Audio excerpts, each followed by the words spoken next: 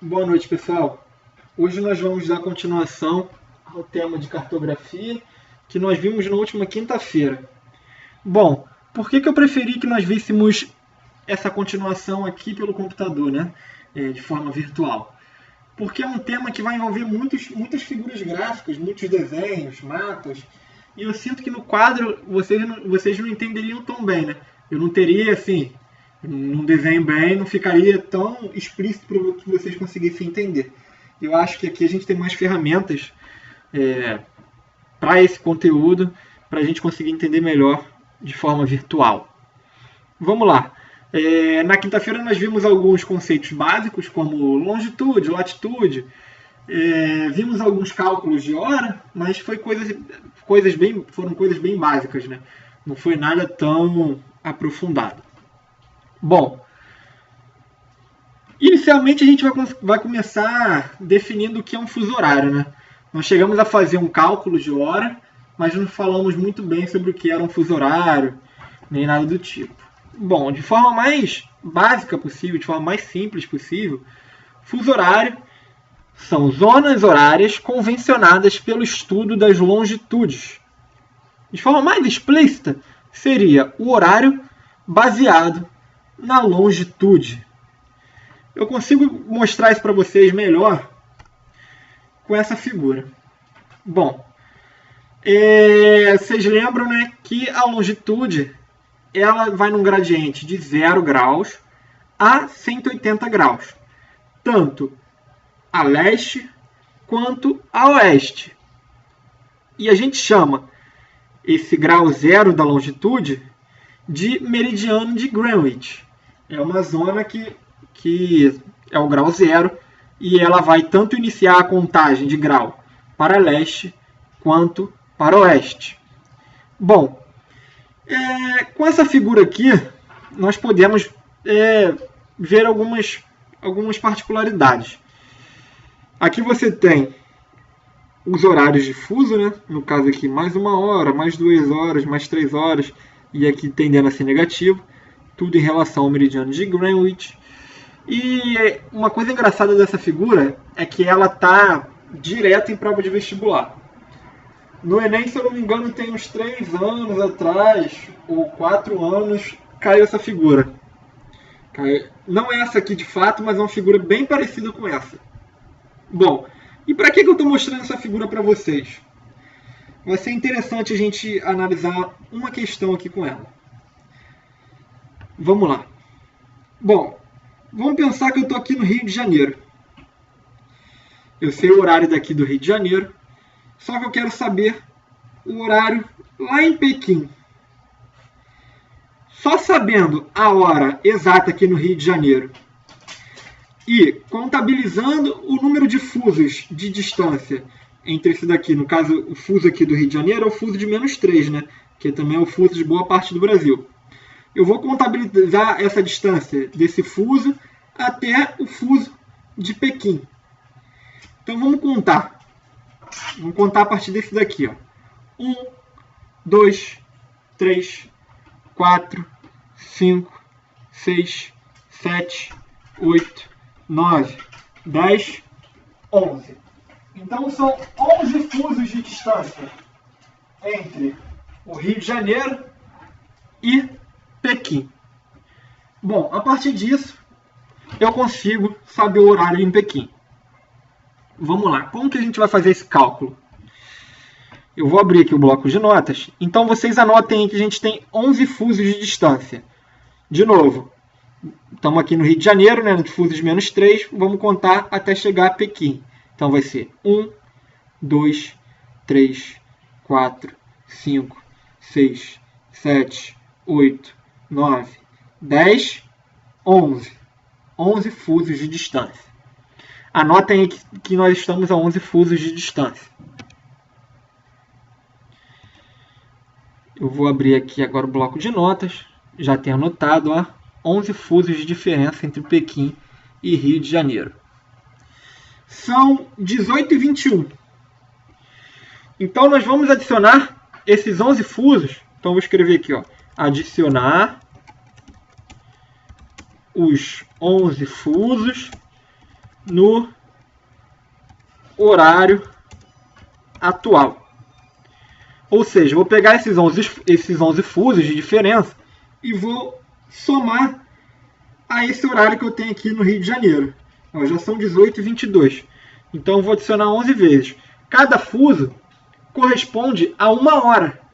Então eu vou adicionar 11 horas a esse horário que eu tenho aqui no Rio de Janeiro. Vamos fazer isso. Então já são 18h22. Vou adicionar mais uma. Vão ser 19h22. E eu vou fazer isso 11 vezes. Então, 20 e 22, 21 e 22, 22 e 22, 23 e 22, meia-noite e 22, 1 e 22, 2 e 22, 3 e 22, 4 e 22, e eu acho que por último 5 e 22. Deixa eu ver se tem 11 fusos adicionados, né? No caso 11 horas adicionadas. 1, 2, 3, 4, 5, 6, 7, 8, 9, 10, 11. Adicionei. Eu achei que o horário final é esse daqui, ó, 5h22 da manhã em Pequim. Então vamos lá. Eu vou abrir o Google aqui agora e vou atualizar o horário em Pequim. Ó. 5h23 da manhã. Óbvio, passou 1 minuto, né, no tempo que a gente fez a contagem, mas ó, tá o horário certo. 5h23 da manhã. E aqui 5h22 da manhã, né? Porque passou 1 minutinho. Vocês conseguiram entender? Provavelmente sim. Se não, vocês voltem o vídeo e olhem esse cálculo de novo. Vamos lá. Deixa eu ver se mais algo do fuso é importante. Ah, isso é muito importante.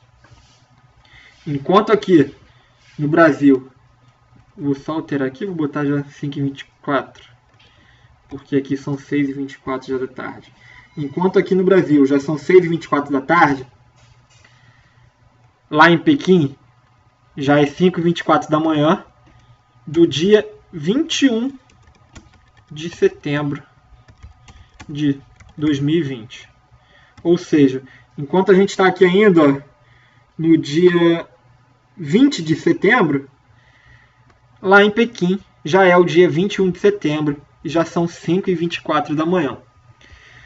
Bom, a partir desse cálculo, você consegue achar horário em qualquer região do país. Eu aconselho vocês a baterem um print desse mapa e tentarem achar o horário de outras regiões. E aí vocês jogam no Google e vejam se está certo. Aqui é só vocês se basearem em cada fuso que tem aqui, né? E eu acho que vocês vão conseguir acertar isso. É válido lembrar, né? Que o horário foi adiantado porque eu fiz para uma região que estava a leste. Se eu faço para uma região oeste, seria, obviamente, mais cedo do que o horário aqui do Rio de Janeiro. Ou seja, se eu vejo um horário aqui em Los Angeles, como Los Angeles tem um fuso ainda menor do que o meu, está mais atrasado do que o Rio de Janeiro, o fuso de Los Angeles, ó, tá vendo? Menos 8 horas, você faz a diferença. E aí a contagem que você vê é como Los Angeles está atrasado em relação ao horário do Rio de Janeiro. Como a cidade de Los Angeles vai estar atrasada em relação ao horário do Rio de Janeiro. Eu acho que vocês conseguiram entender esse cálculo. Se não, vocês voltem o vídeo, porque eu acho que é bem simples, vocês vão conseguir identificar e tentem fazer para outras regiões também do globo. Vocês podem fazer também o Rio de Janeiro em relação ao fuso aqui, ó, de Bucareste, ao fuso de Paris, que é de mais 1 hora. Vocês podem brincar bastante para treinar isso daí. Vamos dar prosseguimento então. Espero que vocês tenham entendido, né, a questão do fuso horário. E vamos dar prosseguimento a mais uma etapa interessante. É bom lembrar aqui também, antes da gente continuar, a questão da zona de data e hora. Vamos lá. Vocês concordam comigo que a partir do momento aqui que passar do último fuso a oeste, já vai ser um novo dia no leste? É um pouquinho complicado, né? Para isso a gente vai olhar aqui, ó, o Google Earth. Então, lembra que eu tinha falado da linha de data e hora? É essa bonitinha aqui, ó. Ela é a linha de data e hora. Ela é a linha de data e hora. Então vamos lá. A pensar que ela começa nesse sentido aqui, ó. Ela está aqui, o início dela é aqui, e ela vai vir nessa direção. Ela vai dar a volta no globo, ó, vai começar aqui, né? Eu vou girar, ela vai dar a volta, ó. Deu a volta, e aqui é o final dela. Ou seja, o que a gente consegue identificar nisso daqui? Se a gente olhar ela bem aqui, ó, por cima, a gente vê que o país mais adiantado aqui em relação a ela vai ser a Rússia, né? Ó, isso daqui é uma parte da Rússia. Vai ser a Rússia, que vai estar bem coladinha ao início da zona da linha de data e hora. Ou seja, o país mais adiantado em horário do mundo vai ser, em horário não, em data, horário e data no mundo, vai ser a Rússia. E o país mais atrasado vai ser o Canadá, aqui. Essa região do Alasca vai ser a zona mais atrasada. Ou seja, vai gerar isso tudo. Aqui é o início, né, da linha de data, da linha de um dia. Ou seja, o dia vai começar bem aqui, ó, bem na pontinha da Rússia. E ele vai terminar depois que ele girar isso tudo e chegar aqui no Alasca. Ou seja, o país mais atrasado é o Canadá, mais especificamente a região do Alasca. E o país mais adiantado é a Rússia. Ali é a região da Sibéria. Essa daqui é a linha de data e hora. E ela define quando um dia começa, no caso aqui, para quando um dia vai estar terminando, que vai ser aqui. Essa região aqui sempre vai ser mais adiantada do que essa região aqui. Espero que vocês tenham entendido. Caso vocês não tenham entendido, vocês me perguntem durante a semana. Vamos dar prosseguimento aqui ao nosso slide.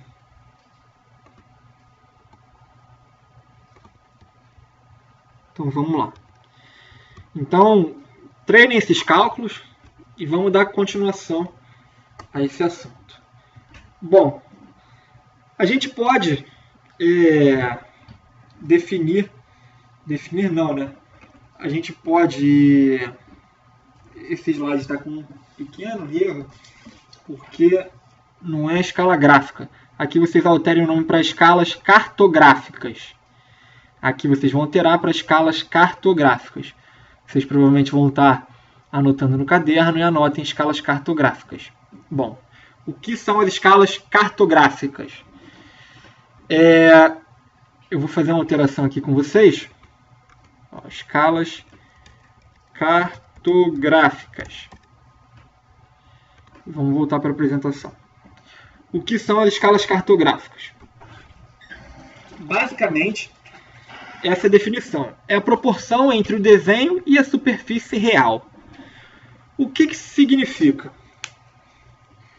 Vamos pensar que a gente tem um mapa.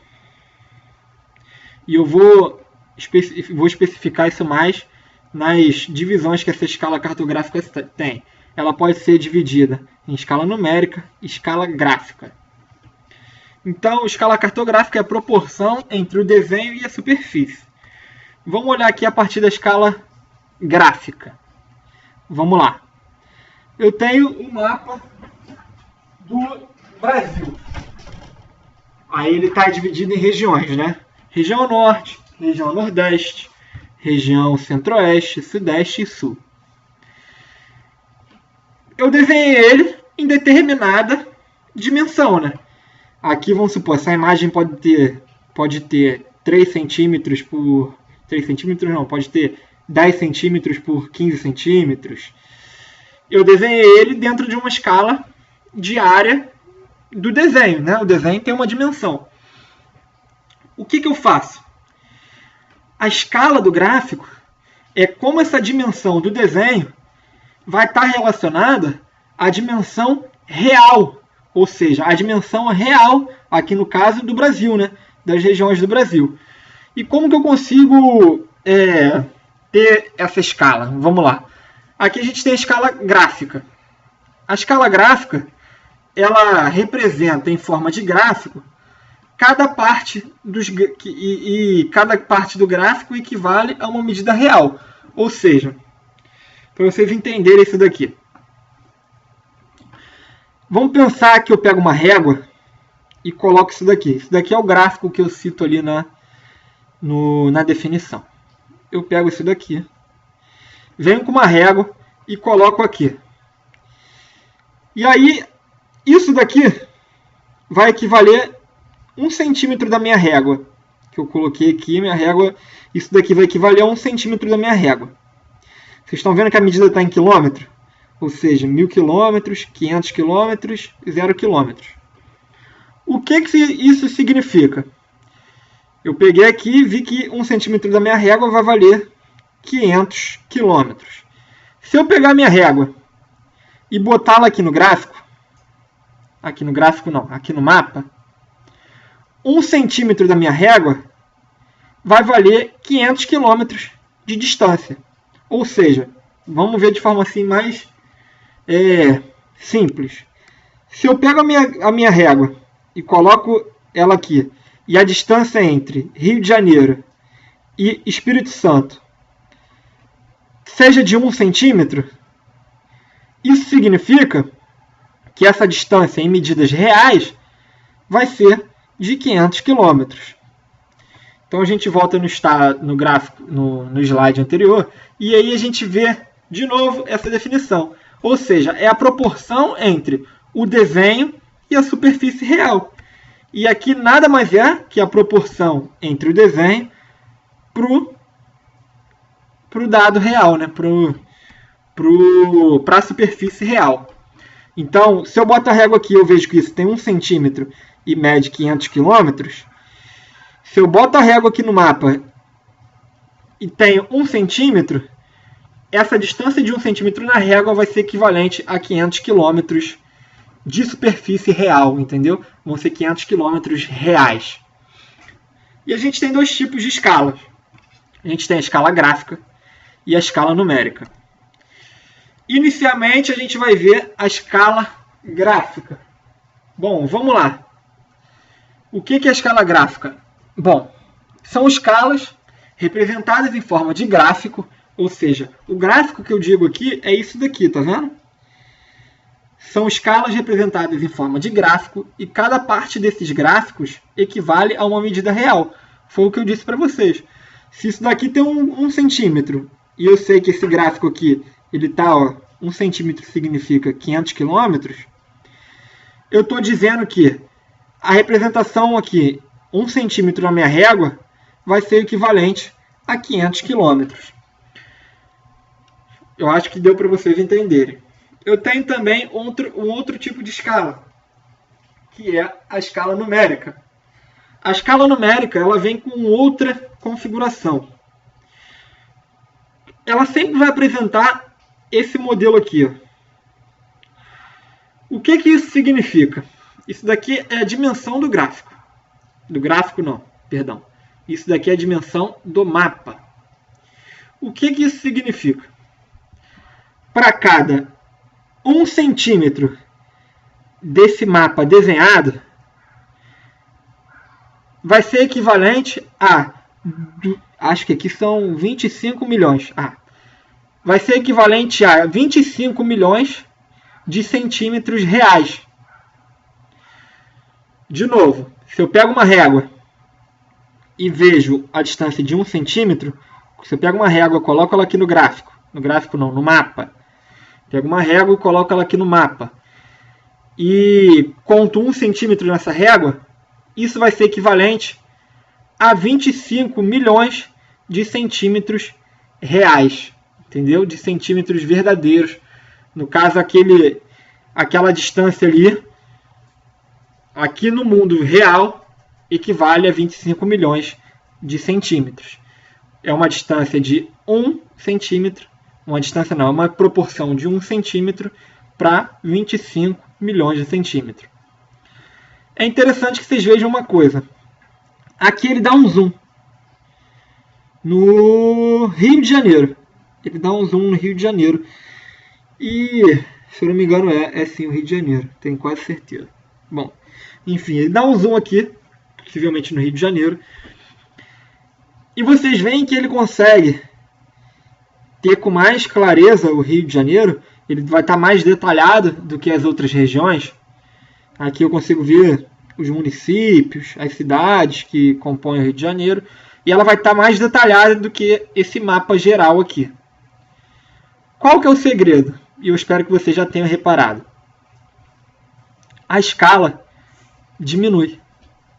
Ou seja, enquanto 1 centímetro aqui irá valer 25 milhões de centímetros na escala real, nesse mapa aqui do Rio de Janeiro, 1 centímetro que eu medi com a régua vai ser equivalente a 4 milhões de centímetros reais. Tá vendo? 4 milhões é menor do que 25 milhões. Ou seja, vai ser vai ser um mapa mais detalhado. Quanto menor for essa proporção, mais detalhado vai ser o mapa que nós teremos. Se fosse um valor menor ainda, se ao invés de 4 milhões fosse de 1 centímetro para 1 milhão, esse mapa do Rio de Janeiro estaria mais detalhado ainda. Então, quanto menor for a proporção de escala, mais detalhado será o gráfico que nós teremos visualmente. Nós temos também alguns mapas que são denominados mapas temáticos. Bom, o que são os mapas temáticos? De forma mais simples, novamente, a definição dos mapas temáticos são mapas criados para descreverem algum tipo de informação. Bom, de exemplo aqui, eu uso como informação a densidade demográfica e os biomas. E a gente vai ver isso agora nos próximos slides. Bom, aqui eu tenho um mapa de biomas. Vocês estão vendo como que ele está configurado? Ele não está destacando estado. Na real, ele chega a destacar o estado, mas a legenda do mapa ela é baseada nos biomas do Brasil. De que forma? Bom, aqui em verde a gente tem o bioma da Amazônia. Aqui em amarelo nós temos o bioma do Cerrado. Aqui mais laranjinha nós temos a Caatinga. Aqui de roxinho nós temos o Pantanal. Temos áreas desmatadas também. Ó. Isso daqui significa as áreas desmatadas. Temos a Mata Atlântica. Aqui, ó, vocês estão vendo bem de verdinho claro. Aqui, ó, Mata Atlântica, ó, fragmentos de Mata Atlântica. Quase não dá para a gente enxergar direito. Mas esse é um mapa temático. Por quê? Porque ele está representando alguns dados. Qual o tipo de dado que ele está representando? O bioma de determinada região. Está dando para vocês enxergarem? Então, vamos prosseguir. Tem mais um mapa temático aqui, que é o mapa de densidade demográfica. Bom, vamos olhar com calma. O que é a densidade demográfica? É o número de habitantes por área. E aqui a gente vê, ó, se tem de 1 a 5 habitantes por quilômetro quadrado, a cor vai ser esse amarelinho mais claro. Então, a densidade demográfica aqui, nessas regiões de amarelo mais claro, serão baixas. E à medida que você vai aumentando a densidade demográfica, ou seja, o número de habitantes por área, a cor vai escurecendo. Então a gente tem aqui, ó, de 50 a 200 habitantes por quilômetro quadrado, bem mais escuro, né, nessas regiões aqui bem litorâneas. E o auge da densidade demográfica, a gente tem de preto aqui, ó, em algumas regiões. Aqui, aqui, aqui. Tá vendo que a legenda do gráfico e até a coloração do gráfico é baseada no número de habitantes por área? Isso é um mapa temático. É um mapa que vai estar descrevendo uma informação de forma visual. Eu espero que vocês tenham entendido essa parte também. Mais uma forma de representar esses gráficos é a partir das curvas de níveis. E aqui eu queria que vocês tivessem bastante atenção, porque também, se eu não me engano, em 2017, teve uma questão no Enem que envolvia curvas de níveis. O que a curva de nível representa? Bom, ela representa a altitude de determinadas regiões. Aqui, você tem como geralmente a gente vê em provas de vestibular. Você vai ter esse monte de linha. E foquem aqui, foquem nesse mapa. Esqueçam isso daqui e foquem aqui inicialmente. Aqui você vai ter um monte de linhas e para cada linha você vai ter uma numeração. Essa numeração é a altitude daquela região. Ou seja, essa linha aqui, ó, ela significa, vamos considerar que seja em metros. Ela tem 20 metros de altitude. Essa linha aqui, ela já vai ter 40 metros de altitude. Essa daqui, 60. Essa 80. Até atingir o ponto mais alto, essa linha mais alta aqui, que vai ter 160 metros de altitude. Outro ponto que vocês vão conseguir destacar também a partir dessas linhas é o seguinte: quanto maior for a distância entre as linhas, mais inclinado vai ser o terreno. E quanto menor for a distância entre as linhas,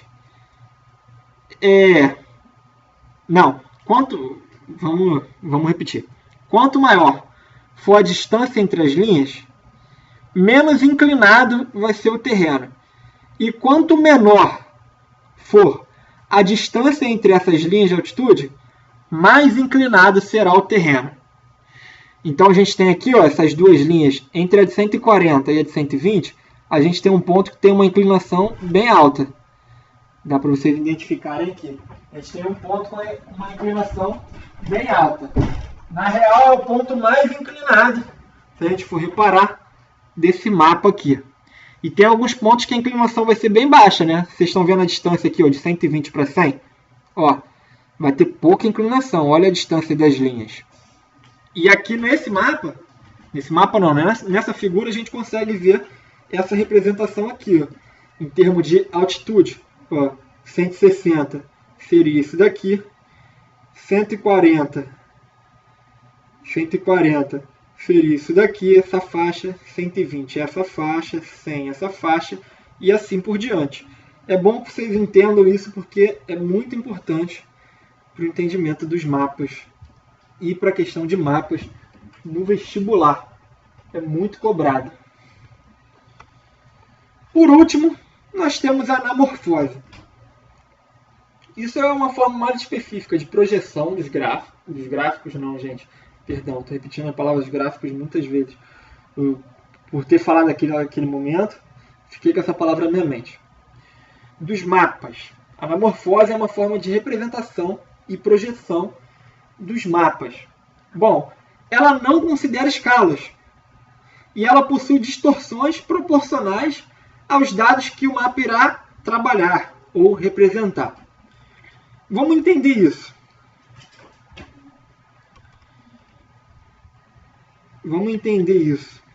Eu não adicionei a figura de anamorfose e eu vou adicionar aqui para vocês agora. Nesse próximo slide aqui eu vou adicionar a anamorfose.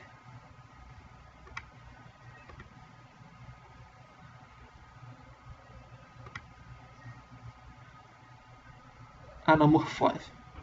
Vamos lá. Vamos voltar para a apresentação. Então, aqui eu tenho um mapa. Eu tenho dois mapas. Eu tenho um mapa de armas nucleares e eu tenho um mapa de gasto militar. O que a gente consegue identificar aqui? Esse daqui é a quantidade de armas nucleares que cada país tem. Bom, vocês estão vendo aqui onde seria o Brasil? Olha o Brasil está fininho, tá vendo? O que isso significa?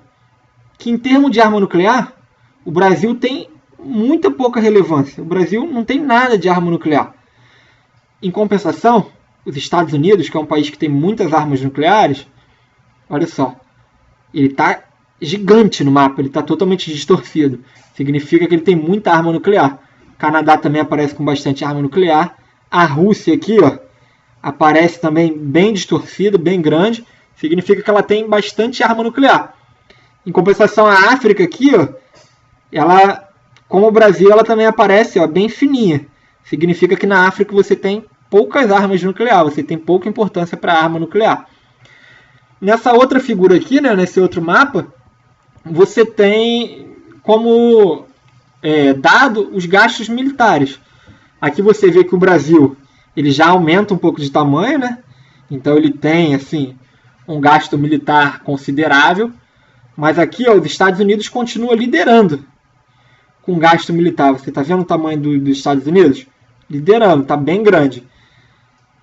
O Canadá também está bem grande, né? Significa que ele tem bastante gasto militar, que ele investe bastante no seu poderio militar.